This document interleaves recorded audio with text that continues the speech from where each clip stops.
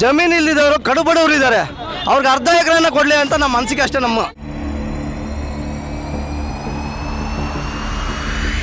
ಸರ್ಕಾರಿ ಜಮೀನಿಗೆ ಬಗರ್ ಹುಕುಂ ಸಾಗುವಳಿಗೆ ಅರ್ಜಿ ಸಲ್ಲಿಸಲು ಅವಕಾಶ ಕೊಡಿ ಎಂದು ತಾಲೂಕು ಆಡಳಿತ ಕಚೇರಿ ಮುಂದೆ ನೂರಾರು ಮಂದಿ ದಲಿತರು ಮನವಿ ಮಾಡಿಕೊಂಡರು.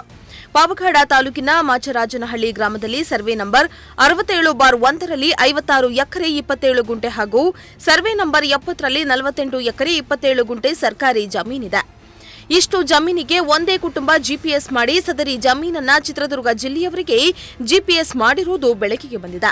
ಹೀಗಾಗಿ 2 ಅರ್ಜಿಗಳನ್ನು ವಜಾ ಮಾಡಿ ಬಡತನದ ರೇಖೆಯ ವ್ಯಾಪ್ತಿಗೆ ಬರುವ ದಲಿತರಿಗೆ ವ್ಯವಸಾಯ ಮಾಡಲು ಅವಕಾಶ ಮಾಡಿಕೊಡಬೇಕಾಗಿ ವಿನಂತಿಸಿಕೊಳ್ಳಲಾಗ್ತಾ ಇದೆ.